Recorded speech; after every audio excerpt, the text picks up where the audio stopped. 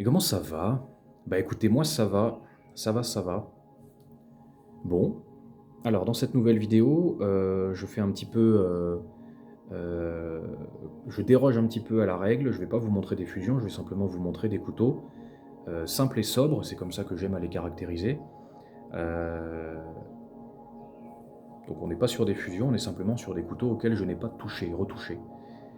Hormis celui-là en bois de hêtre où j'ai viré, le sigle Opinel inscrit en noir dessus parce que vous savez comment j'exècre ça. Je veux dire, bon, ils s'amusent déjà tous à inscrire leur nom, leur prénom, leur machin, leur truc sur les couteaux. À un moment donné, s'ils veulent écrire des phrases et des trucs à rallonge sur les couteaux, qu'ils arrêtent de faire de la coutellerie et qu'ils se lancent dans la littérature, qu'ils arrêtent de faire coutelier et qu'ils deviennent écrivains, tous ces cons là. Parce que bon, c'est chiant. C'est chiant. Des inscriptions sur des couteaux, c'est pas fait pour ça. Le machin, on l'achète pas pour lire ce qu'il y a dessus, on l'achète pour l'utiliser au quotidien ou le collectionner et le conserver des ravages du temps, comme c'est mon cas. Donc bon, à un moment donné, stop quoi. Heu, Ça faisait un petit moment déjà que je voulais faire cette vidéo. J'avais ouvert là, un peu à la hâte, sans trop prendre le temps de réfléchir correctement à ce que je voulais faire, une chaîne secondaire où je voulais justement présenter tous ces machins-là pour éviter de mélanger, les fusions que je peux vous montrer sur cette chaîne avec des couteaux, traditionnels, pas touchés, pas retouchés, auxquels je prends soin, aussi et que je conserve dans le temps. Et puis je me suis dit: «Bon, bah, écoute, mets plutôt tout sur la même chaîne», parce qu'après tout, déjà sur la chaîne principale, tu présentes des Opinel et tu t'étais donné pour objectif de ne présenter exclusivement que des Opinel, alors que tu les présentes sous une forme fusionnée, avec toi qui les démonte et qui les remonte, entre eux pour, fabriquer des nouveaux modèles inédits, ou que tu les présentes sous leur forme d'origine, comme c'est le cas ici, leur forme originale. Ça change absolument rien, ça reste des Opinel, donc la chaîne secondaire, je l'ai virée et cette chaîne-là, je l'ai rebaptisée alors Brise-Lame, Vague à Lame. Alors c'est vrai que ça fait un peu, comment dire? Ça fait un peu, côte méditerranéenne, côte atlantique, hein. Ça fait un peu, tout ce qui a un rapport de près ou de loin avec les mers et les océans, alors que moi, pour moi qui vis à la montagne, ça a pas grand rapport. On est un peu aux antipodes, hein, on est un peu à l'opposé, mais ça fait rien. Je voulais juste des jeux de mots en fait avec, bah, les lames des couteaux, ou lames en règle générale. C'est pas du pompage, mais c'est une inspiration qui puise directement sa source chez Alain, qui avait baptisé à un moment donné sa chaîne Des lames dans l'âme. Et de mon point de vue, il aurait dû garder ce nom de chaîne parce que bah, ça fait le taf en fait. Mais bon, c'est pas une vidéo dans laquelle je viens de nouveau expliquer qu'il a commis une bourde de mon point de vue, le fait d'avoir renommé sa chaîne la chaîne d'Alain. Il fait bien ce qu'il veut, il est grand, Heu, il est grand, il a atteint la majorité, il a le droit de vote, il fait absolument ce qu'il veut le mec, ça ne me regarde pas. Comme diraient les inconnus, cela ne nous regarde pas. Mais moi je tenais absolument à trouver un nom de chaîne avec un jeu de mots comme ça, donc j'ai trouvé Brise-Lame d'un côté et Vague à Lame de l'autre et plutôt que d'en faire 2 chaînes bien distinctes, j'ai préféré, tout mettre sur la même chaîne.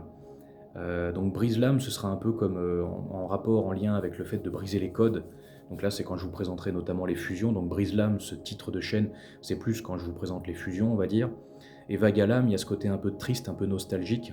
Alors nostalgique de quoi? Bah, du temps qui passe, du temps passé d'ailleurs, hein, du temps déjà écoulé, des souvenirs. Et c'est vrai que les couteaux qu'on a sous les yeux, bah, c'est ça. Il y en a certains, bon, qui ont déjà quelques années, et puis il y en a certains, bah, comme par exemple celui-là en bois de merisier, on va y revenir. Bon, bah, ça c'est si je vous raconte pas de bêtises, hein, sauf erreur de ma part, c'est la première essence de bois avec laquelle, Joseph Opinel travaillait justement pour confectionner ses couteaux, que ce soit de la taille 1 jusqu'à la taille 13. Le merisier a été le 1er type de bois avec lequel, Joseph Opinel a bossé pour fabriquer ses Opinel au départ. Donc il s'en est vendu plein. Il s'en est fabriqué plein, il s'en est écoulé plein, il s'en est vendu plein, il s'en est acheté plein. Donc voilà, il y a ce côté un peu nostalgique, heu, donc le titre de chaîne Vague à l'âme, ce sera plus en lien avec, si je dois commencer à vous présenter des couteaux un peu rétro, un peu vintage, ou comme c'est le cas ici, des couteaux qui, se fabriquent toute l'année et qui donc se vendent toute l'année par Opinel et qui donc s'achètent toute l'année par, tout le monde et n'importe qui, monsieur et madame tout le monde, vous, moi, voilà, c'est n'importe qui. Cette vidéo, je tenais absolument à la faire parce que bon, elle est quand même importante. On pourrait s'imaginer qu'avec mes fusions, j'ai tapé juste, mais bon, il faut pas oublier que ça reste aussi un petit peu un dérivé. Mes fusions, si on devait vraiment les cataloguer quelque part, elles s'inscriraient un petit peu dans la gamme luxe chez Opinel, sauf que la gamme luxe chez Opinel, elle n'existe pas depuis toujours. C'est assez récent en fait, hein, à l'échelle de toute l'histoire de la marque, et la raison pour laquelle ils ont aussi sorti une gamme luxe, c'était pour séduire un nouveau type de clientèle, notamment les gens qui aiment bien les couteaux un peu bling bling, un peu pimpants, un peu étincelants. Mais il ne faut pas oublier qu'à la base, l'Opinel, c'est le couteau de- de- du travailleur manuel, hein. C'est le couteau de l'ouvrier, c'est le couteau de l'artisan, c'est le couteau de l'agriculteur, c'est le couteau de l'homme qui est habile avec ses mains et qui travaille avec sa tête, certes, mais qui travaille aussi beaucoup avec ses mains. Voilà. Donc, bon, bah, en fait, là, la vidéo que je suis en train de faire là, aujourd'hui, aussi étrange que ça puisse paraître, c'est la vidéo qui se rapproche le plus de, de la marque d'Opinel, de l'histoire d'Opinel, et même de la philosophie globale au sein d'Opinel, parce que les couteaux qui s'inscrivent dans la gamme luxe, ou les séries limitées, ce ne sont pas les couteaux qui se vendent le plus et qui se vendent le mieux. Déjà, les séries limitées, une fois qu'elles sont écoulées, bon, bah, c'est terminé. Il n'y a que entre particuliers, entre revendeurs amateurs ou semi-pro, je sais pas comment il faut les appeler, on s'en fout, qui s'amusent à se revendre ça les uns après les autres sur internet avec les prix qui gonflent comme des ballons de baudruche. Euh, mais sinon, en dehors de ça, la gamme luxe, c'est un truc, bon, ouais, c'est pas un attrape-nigo non plus, mais bon, c'est un attrape, c'est un attrape, ouais, c'est un attrape, c'est un petit peu comme ces espèces de lumières qu'on allume le soir, vous voyez, et puis qui sont là pour exterminer les insectes qui sont attirés naturellement par la lumière. Bah là, c'est exactement pareil, quoi. Donc bon, la gamme luxe n'est pas faite pour exterminer les gens comme moi parce que j'aime bien ça, mais pour autant, là, voilà, là, on est vraiment chez Opinel. Là, on parle Opinel, on cause Opinel, on discute Opinel. On est sur des couteaux que tout le monde possède et que tout le monde utilise potentiellement, possiblement. Voilà, ça c'est Opinel. Ça c'est Opinel. Ça s'inscrit avant tout dans une gamme rustique Opinel. Ça s'inscrit pas dans une gamme luxe. Ils ont jamais eu pour objectif chez Opinel de tabler uniquement sur des couteaux de la gamme luxe. Des couteaux que quand tu les achètes, tu n'oses même pas les utiliser parce que tout ce qui a été utilisé pour fabriquer, que ce soit le manche, la lame ou la mécanique qui peut être ici au niveau de la jonction manche-lame, au niveau de l'axe de rotation, voilà, t'oses pas les utiliser parce que, je sais pas, tu as de l'or, et puis tu as du bronze, et puis tu as, je sais pas moi, de, de, de la molaire de mammouth ou de la défense de mammouth stabilisée avec je sais pas quelle résine naturelle qui coûte une blinde dans le commerce, et puis des inserts ici et là sur les manches avec des, des, des, des, des, des culs de douille, de goupilles, de cartouches, de machins, de trucs, et puis des lames en acier damas avec un revêtement polyglace effet miroir doré ou je sais pas quoi. Voilà, on parle même plus d'un couteau, on parle du Megazord dans les Power Rangers, là, pour ceux qui ont la référence, hein, évidemment. J'ai aussi un peu grandi avec ça. Mais bon, bref. Donc là, je vous présente purement et simplement Opinel. Voilà. Ça, ce sont des petites dérives. Ça, c'est mes petits délires à moi. Sans peau lame damas, hein, c'est mes petites fusions. Mais bon, là, on s'éloigne un petit peu de l'essence même d'Opinel. Ça, c'est une série limitée. Ça, c'est une série limitée. C'est éphémère. Bon, bah ça s'est inscrit dans la durée. Ça s'est inscrit dans le temps, hein. Avec le meilleur Opinel au monde, celui-là. C'est celui qui rapporte le plus parce que c'est celui qui se vend le mieux. C'est celui qui fait le plus gros du chiffre d'affaires et sans lui, en fait, bah, la marque, elle aurait déjà, la boîte, elle aurait déjà mis la clé sous la porte, en fait. Alors que ce soit celui-là ou celui avec la lame carbone, vous avez compris, quoi. C'est l'Opinel numéro 8 tradition inox. C'est le couteau qui se vend le plus et qui se vend le mieux. Le meilleur de tous les Opinel que j'ai ici, il est juste là. C'est pas du vent, hein, je veux dire, je le dis pas de manière un peu solennelle, histoire de sombrer dans le mélancolique ou dans le pathos ou dans le, je sais pas, dans le juron un peu idiot, c'est la réalité. Je veux dire, le meilleur Opinel parmi tous ceux qui sont ici, c'est celui-là, parce que celui qui permet à la boîte de tenir bon dans le temps, bah c'est celui-là en fait. C'est celui qui se vend le plus et qui se vend le mieux. J'invente même pas, c'est pas des stats que je sors du cul d'une poule, hein, du trou du cul d'une poule, c'est la réalité, c'est vraiment la réalité. Bref, allez, je vais vous les présenter parce qu'ils n'attendent que ça. S'ils pouvaient parler, je pense qu'ils me diraient écoute, on en a marre là, ferme ta gueule et montre-nous. Et ben, je vais vous les montrer. Donc celui-là, on est sur le bois de chêne. toujours vachement tonché, heurté, poqué. Même jeune, ce bois fait vieux en fait, c'est ça qui est fou. On dirait qu'il est fait un peu en pétales de céréales des fois. Les anciens céréales Special K, parce que les nouveaux c'est vraiment une cochonnerie. Il y a quelques années, ils ont complètement changé la recette. Les anciens céréales Special K, c'était une dinguerie quoi. Tout au naturel et tout, là maintenant ils ont rajouté du sucre, enfin bon, ils ont fusionné ça avec leur fitness de Kellogg's, de tes grands morts là, enfin bon bref.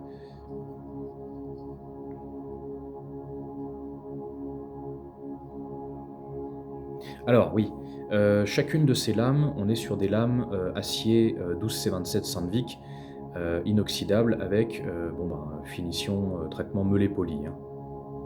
Ça va pas chercher plus loin.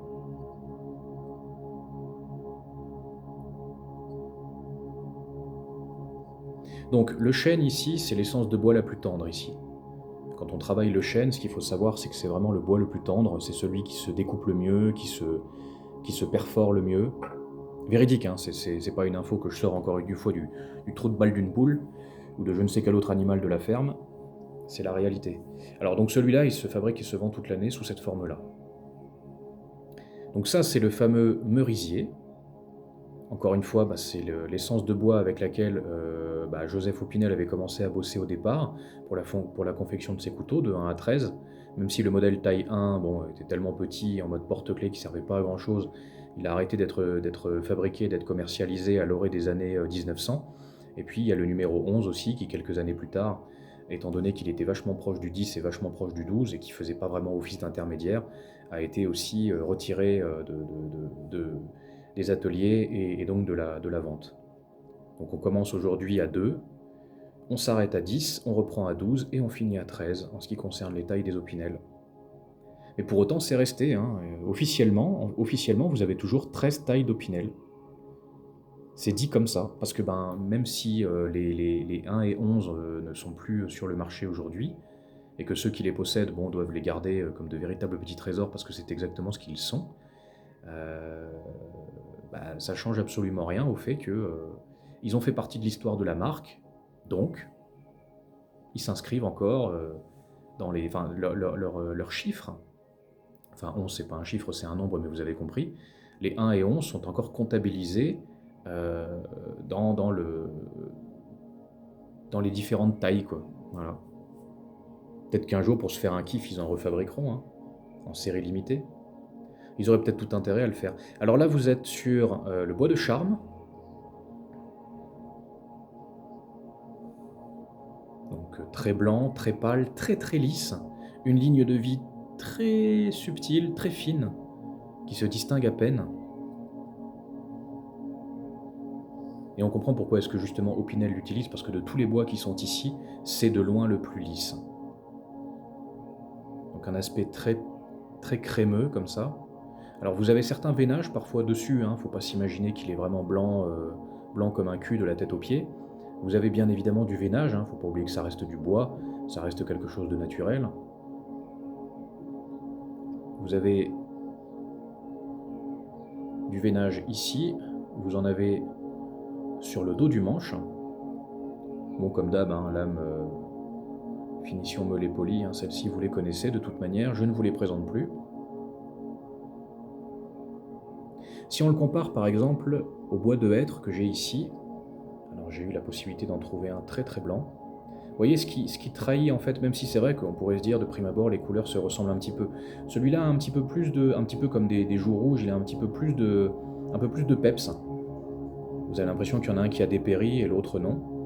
Et puis ce qui trahit énormément le bois de hêtre, eh bien, ce sont ces petites nervures, ces petites pigmentations que vous avez ici, et qu'on retrouve aussi sur le bois de platane. Je vais vous montrer ça, même si le bois de platane vous l'avez déjà vu. Je tiens quand même à vous le montrer. Ça me permettra aussi de sortir ce modèle dont je suis absolument fan et fier. Vous voyez ces espèces de petits pigments que vous avez ici, ces mini nervures. Eh ben c'est ça. Vous en avez sur le hêtre, mais de manière un petit peu dispersée, et vous n'en avez pas non plus en très grosse quantité, un peu comme des taches de rousseur. Et puis par contre sur l'Opinel Platane, vous en avez en veux-tu en voilà, avec une ligne de vie titanesque, immense. Et la ligne de vie, même si la ligne de vie de l'Opinel numéro 8 Charme, bon, elle était globalement discrète, celle du hêtre est un tout petit peu plus prononcée. On la voit ici, vous voyez, ces espèces d'ondulations. Alors symétriquement, ça se répercute, je veux dire, quand vous l'avez d'un côté du manche, vous l'avez inévitablement de l'autre côté. Alors là, elle n'est pas pile au milieu, elle est légèrement excentrée, donc de ce côté-là, elle ne sera pas pile au milieu, elle sera légèrement excentrée, c'est ici qu'on la retrouve, vous voyez.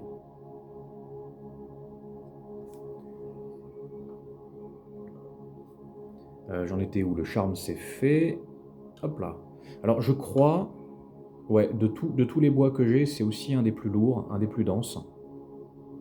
Pourtant, on est sur des bois qu'on trouve dans nos forêts françaises, c'est pas non plus comme s'il avait évolué dans des milieux arides, avec de fortes températures, dans des conditions extrêmes, avec la puissance du soleil qui vient s'abattre sur lui toute la journée, comme les différentes essences de bois qui peuvent provenir d'Afrique ou du sud des États-Unis d'Amérique. Mais pour autant, il a une certaine densité quand même. Il ne faut pas oublier que les bois les plus lourds, ou ceux qu'on pourrait aussi qualifier de bois de fer, en fait, ce sont des bois qui doivent vraiment mettre toutes leurs chances de leur côté s'ils veulent pouvoir survivre.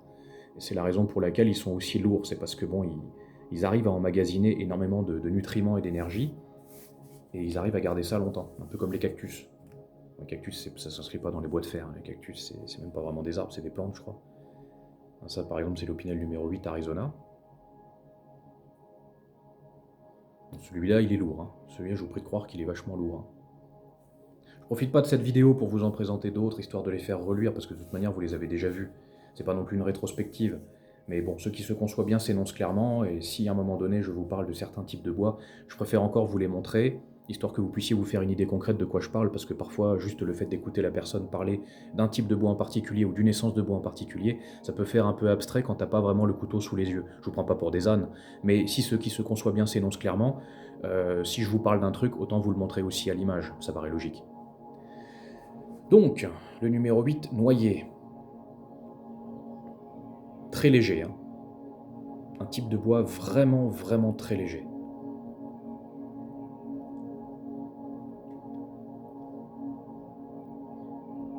Et assez chouette, assez digne.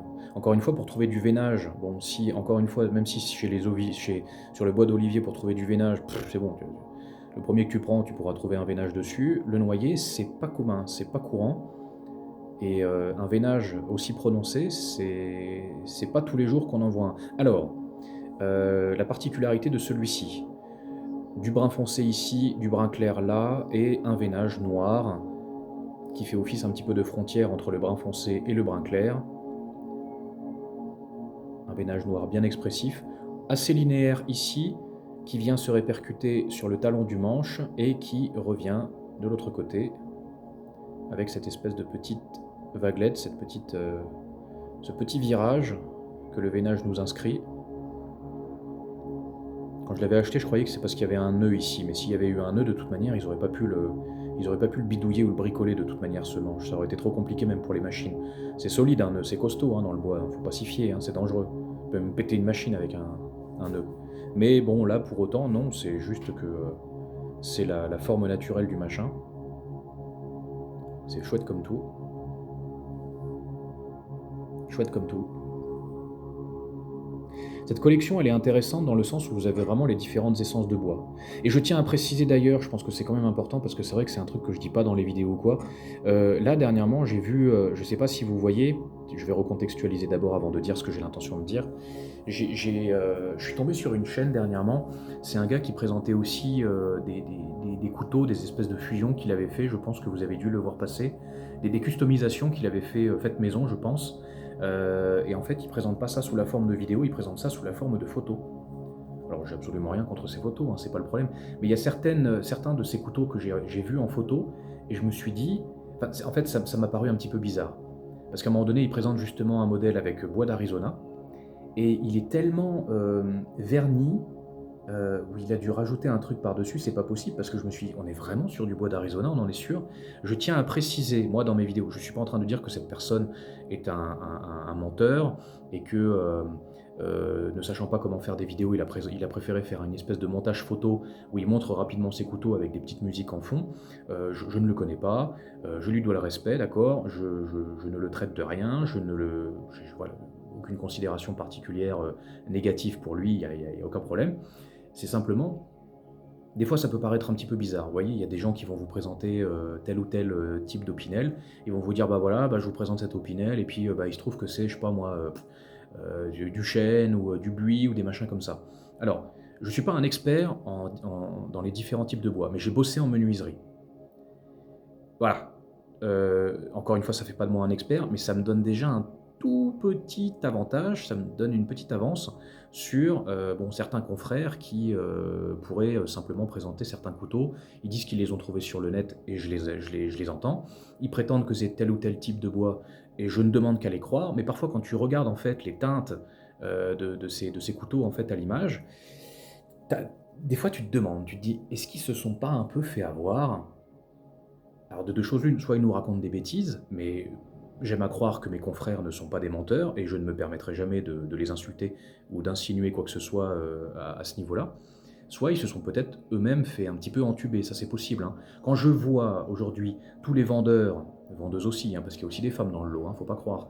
Quand je vois tous ces vendeurs, vendeuses, amateurs, amatrices, qui, te vendent des couteaux sur internet et qui te disent, modèle ceci, modèle cela, si tu ne sais pas toujours très bien à quoi t'attendre, tu peux l'acheter en te disant: «C'est vrai, c'est le cas, c'est forcément ça, machin». Tu penses avoir, le couteau qui a été présenté tout bien comme il faut dans l'espace description, sous la vente du machin et en fait, tu te retrouves avec, une copie ou une contrefaçon ou un modèle qui n'est pas vraiment enfin, qui n'est pas vraiment celui qui a été mis en vente. Enfin voilà, faut faire très attention à ça. Et donc tout ça pour dire quoi finalement? Toute cette grande parenthèse complètement débile avec moi, ma grande gueule, machin, tout ça pour dire quoi? Ce que je vous présente, même si j'ai aucun moyen de vous le prouver là comme ça de prime abord, ce que je vous présente est authentique. Quand je vous dis que c'est du charme, c'est vraiment du charme. Quand je vous dis que c'est du merisier, c'est vraiment du merisier. De toute façon, vous pouvez le comparer aux autres. Vous pourriez vous dire: «Tiens, on a peut-être un doute, on dirait de l'olivier». Alors ouais, je vais essayer de vous montrer ça, je ne sais pas si à l'image ça se verra bien et vous verrez quand même qu'entre les 2, la teinte est quand même radicalement différente. Elle est radicalement différente et vous avez un truc sur le merisier qui est très caractéristique du merisier, c'est quand même pas compliqué à dire, pourquoi est-ce que j'ai hésité là-dessus? Et que vous ne retrouvez pas sur l'olivier, c'est le veinage du merisier, j'ai oublié d'en parler. Vous avez l'impression qu'il a des poils à cet endroit-là, un petit peu comme un duvet, vous voyez? Et bah, ça, en fait, ces petites vaguelettes qui sont ici, un peu noirâtres, eh bien, c'est sa ligne de vie. Et bah, cette ligne de vie, que vous retrouvez aussi de l'autre côté, cette ligne de vie, vous l'avez pas sur l'olivier. Eh bah, ouais, vous l'avez pas.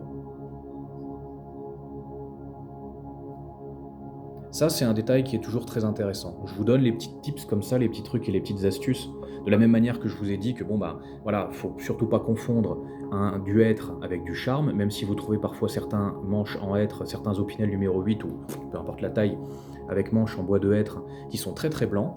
Vous avez cette espèce de petite pigmentation que vous avez ici et que vous ne retrouverez jamais sur les modèles en charme. Et les modèles en bois de charme, le veinage est systématiquement brun foncé ou noir. Il reste assez subtil et assez discret, mais ça, c'est le veinage, des Opinel numéro 8 en bois de charme. Ça oscille entre le brun foncé jusqu'au noir. Et comme c'est vachement dilué, si vous voulez, dans l'aspect blanchâtre du manche, ça se veut quand même très timide. C'est pas prononcé, c'est pas un veinage très prononcé. On n'est pas non plus sur le veinage de l'Opinel numéro 8 Olivier. Encore une fois, c'est pas pour me la péter, pour ramener ma fraise ou ma science, mais voilà, faites toujours très attention à ce que vous achetez, soyez absolument sûr de ce que vous achetez, surtout si vous n'êtes pas forcément des grands experts dans le bois. Encore une fois, j'en suis pas un, mais j'ai bossé le bois. Et j'ai été amené à bosser avec différentes essences de bois, notamment le bois d'orme. Des manches en orme pour les Opinel, j'en ai déjà vu passer. Mais sauf erreur de ma part, non seulement ils n'ont jamais sorti de série limitée avec manches en bois d'orme, mais en plus c'est pas un truc qui se trouve au quotidien parce que de toute manière j'en aurais déjà vu en boutique et vous aussi. j'enfonce des portes ouvertes là, on le sait très bien, Opinel ne fabrique rien avec du bois d'orme. C'est très prestigieux le bois d'orme et ça se trouve, je crois, encore un peu dans nos forêts françaises. Mais ça fait partie un petit peu comme le bois de palissandre des bois les plus prestigieux qu'on peut trouver, en Europe occidentale. Voilà, je vous donne l'info, vous en faites ce que vous voulez. Donc je reviens simplement sur le modèle en olivier parce que je crois qu'on en était là. Bon bah que dire, bah j'ai pas le meilleur, j'ai pas le plus beau. Le veinage qui s'inscrit dessus sous la forme d'une fresque, est bien évidemment très, très, très chouette, mais bon, bah, vous en trouverez des bien plus jolis, des bien plus beaux sur internet, hein. Vous en avez notamment certains où vous avez le veinage de couleur brun clair, brun foncé et vous avez aussi, un veinage noir parfois qui s'inscrit dedans et ça c'est magnifique, magnifique. Là vous avez que du brun clair et du brun foncé. Parfois du brun très foncé, hein, j'en conviens, mais ça reste, il y a qu'à cet endroit-là, on pourrait dire: «Ouais, ça commence à noircir un petit peu», c'est vrai, c'est vrai. Et ici aussi, vite fait.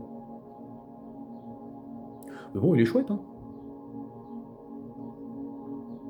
C'était important pour moi de vous les montrer ceux-là, parce que là, encore une fois, voilà, là, je suis vraiment en train de vous montrer des Opinel. Là, je suis vraiment en train de vous parler d'Opinel. Et c'est d'autant plus vrai que ben, ce sont ces Opinel qui font le plus gros du chiffre d'affaires. Même si, encore une fois, bon, le merisier, bah non, c'est plus le cas, mais bon, il a été utilisé à une certaine époque et en quantité astronomique pour fabriquer les Opinel. C'est la première essence de bois qui a été utilisée pour fabriquer les tout premiers Opinel. C'est la raison pour laquelle, encore une fois, désolé, je me répète, hein, je suis vraiment désolé, mais je l'ai inscrit là-dedans. Les modèles en bois de charme, même si des modèles tels quels comme ça, vous n'en trouvez pas, il ne faut pas oublier que dans les modèles de la gamme couleur qui se fabriquent toute l'année par Opinel et qui se vendent toute l'année par Opinel et qui s'achètent toute l'année par monsieur et madame tout le monde, bah vous avez justement comme essence de bois en dessous du charme. C'est la raison pour laquelle je l'ai foutu là-dedans, parce que j'estimais qu'il avait complètement sa place dans cette collection et dans cette présentation de couteaux qui se vendent et se fabriquent toute l'année, ou qui se sont vendus et se sont fabriqués, fut un temps, en quantité astronomique, et sur le long terme. Et puis bon, si, oui, exception faite de ces inscriptions, là vous avez effectivement eh ben, le meilleur Opinel au monde. Alors il a reçu, il faut savoir qu'il a reçu pas mal de prix, hein, ce couteau. Vous savez que ça fait partie des 100 objets les plus beaux au monde? J'avais déjà vu passer l'information dernièrement, mais j'avais essayé de la retrouver. Alors je sais plus qui délivre les prix, ni comment, ni pourquoi, mais ouais, il fait partie des 100, pardon, des 100 plus beaux objets au monde. Vous avez les 7 ou les 8 merveilles du monde, la tour Eiffel en fait partie, notre espèce de gigantesque cornet de frites, à l'envers, à Paris. Et puis, sinon vous avez les objets les plus beaux du monde et celui-là fait partie des 100 objets les plus beaux du monde. Celui-là, hein, pas celui-là, celui-là ou quoi, celui-là. Vous pourriez me dire: «Bah oui, mais c'est sa forme en fait, hein, c'est sa forme qui a été validée, donc en fait, ça peut être n'importe lequel». Non, c'est vraiment celui-là. C'est celui-là les copains, parce que c'est celui-là qui se vend le plus et qui se vend le mieux. C'est celui-là, hein, qui est passé entre les mains d'un jury qui a été validé ou quoi. C'est lui qui a été évalué. C'est pas un autre, hein. Opinel ne leur a pas envoyé un de ces modèles-là, c'est celui-là. C'est celui-là qui a été validé. Et vous l'avez chez vous, en fait, on l'a tous chez nous, quoi. Il fait partie des 100 plus beaux objets au monde. Il y a combien de coutelleries, d'artisans, de maîtres couteliers qui peuvent se vanter d'avoir leur couteau, classé parmi les 100 objets les plus beaux au monde? Après, je sais pas, hein, j'ai pas très bien fait mes devoirs avant de débarquer, hein, comme je dis souvent, j'aime bien cette expression. Mais peut-être qu'il y a d'autres artisans qui ont obtenu ce prix entre-temps. J'irai voir sur internet, histoire de m'instruire un petit peu après avoir fait cette vidéo, mais j'ai pas le souvenir d'en avoir entendu, enfin, c'est pas qui gagnent des prix lors de certaines représentations où ils viennent montrer, les couteaux qu'ils font et tout. Là, d'accord, je dis pas, mais quand à l'échelle du monde, donc on n'est même plus à l'échelle nationale, on part à l'étranger, là, on est à l'échelle internationale, on parle à l'échelle du globe tout entier. Le couteau que tu fabriques est reconnu et validé comme étant l'un des 100 plus beaux objets au monde, ah, ça envoie du lourd, hein, quand même, je trouve que ça envoie du pâté, hein. Je sais pas ce que vous en pensez. Bref, voilà. Et puis, je vais profiter de cette vidéo pour vous montrer un petit peu aussi donc, la gamme claire que je peux avoir ici. Donc vous avez celui-là. Je vais simplement le refermer. Je vais tous les refermer, tiens, comme ça on va gagner un petit peu de place. Hop là! Attendez, je vais d'abord tous les refermer, avant de vous montrer un petit peu ma mini collection gamme claire. Je voulais faire une vidéo là-dessus à un moment donné, puis je me suis dit: «Oh, laisse tomber». Mais je vais profiter justement de cette vidéo pour vous les montrer, comme ça ce sera fait pour vous le montrer. Vous allez me dire: «De quoi il parle? La gamme claire?» Bah ouais, parce que j'ai des Opinel ici qui sont vachement de la gamme claire. Alors j'avais dit, hein, fut un temps, que, bon, j'avais pas pour objectif justement de collectionner, enfin d'accumuler en tout cas des couteaux qui se ressemblent. On va pas se mentir, c'est vrai que, bon, c'est du être, c'est du charme, mais je veux dire, si je vous le dis pas et que vous êtes un néophyte et que vous débarquez et que vous savez pas de quoi il s'agit, je crois que néophyte c'est ça, hein, c'est quelqu'un qui n'y connaît rien, bah, voilà, enfin, si je vous le dis pas, vous pourriez vous dire: «Bah, c'est la même essence de bois, en fait». Ça a juste pas été prélevé au même endroit. Ça se trouve, c'était proche du sol et des racines et puis ça, c'était un peu plus en l'air. Non, non, non, non, non. Mais bon, entre-temps, vous savez, il y a de l'eau qui a coulé sous les ponts et puis j'ai un petit peu changé d'avis aussi et puis, elle était importante quand même pour moi, de faire ça. Alors, il y en a un qui manque à l'appel, c'est le bois de buis. Mais il y a rien à faire, je l'aime pas. Il a cet aspect beige, pâle, moche, vraiment, je me trouve pas des excuses ou quoi, parce que j'en ai pas retrouvé ou quoi. C'est pas ça, c'est pas ça. À un moment donné, j'en avais un. Je l'ai revendu parce que vraiment, c'était. Je sais même pas comment c'est. Bon, bref, je veux pas être méchant avec ceux qui aiment le buis, ne le prenez pas contre vous. Donc, ça, c'est ma fameuse gamme claire, comme je voulais dire. Voilà. Donc, Sampo à gauche, être au milieu et charme à droite. Et c'est vrai qu'ils ont tous les trois leurs petites caractéristiques, hein. C'est là où j'ai mis un petit peu d'eau dans mon vin et puis je me suis dit: «Bon allez, tu sais quoi, procure-les-toi tous», parce que même si effectivement, il y a peut-être certaines essences de bois qui se ressemblent, faut pas oublier que toi justement tu es quand même assez fut-fut pour faire la différence et puis de toute façon c'est ta collection, c'est pas la collection d'un autre. Tu es pas en train de la faire pour d'autres personnes donc bon, la première personne à qui tu vas présenter tes couteaux, c'est d'abord à toi-même et le tout c'est d'être satisfait de ce que tu possèdes. Je suis très satisfait de ce que je possède. Je suis vraiment très satisfait de ce que je possède.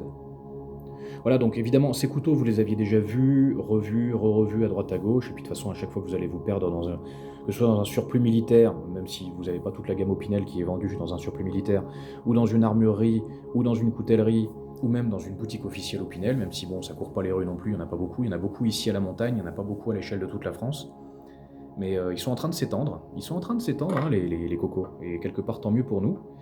Il y a une petite expansion.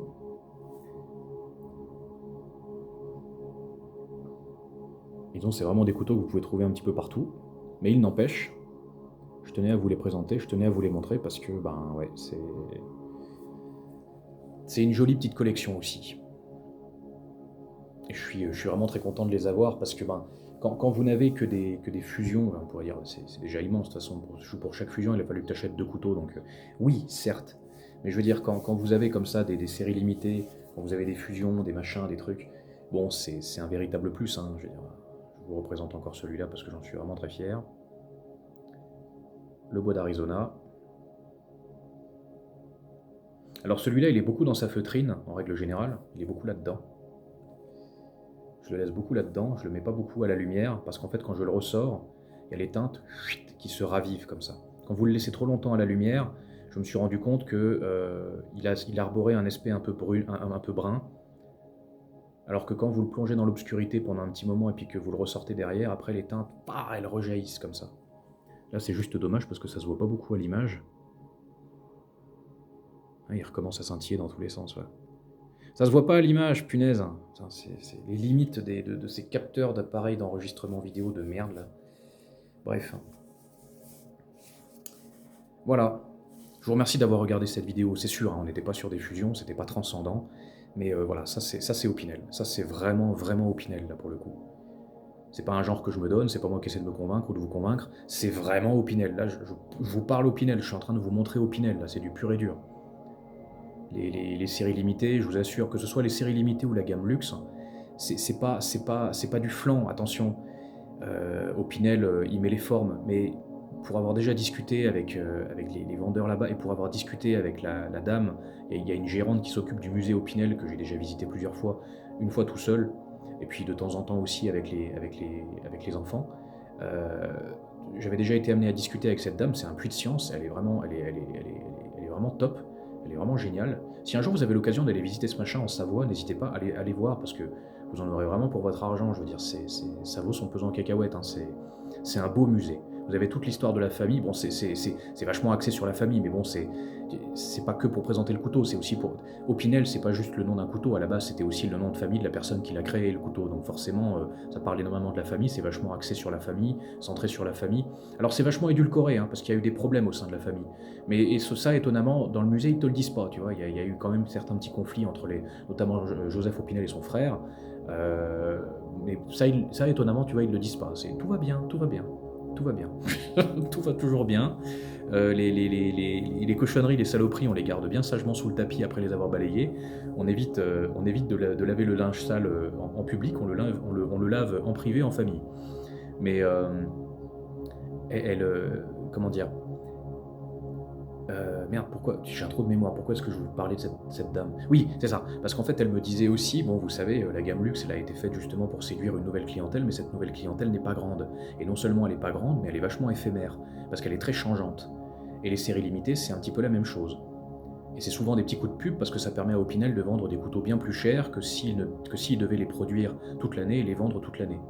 Parce qu'ils ont hésité, hein. Il y a certaines séries limitées qu'ils pensaient par exemple mettre en fabrication toute l'année.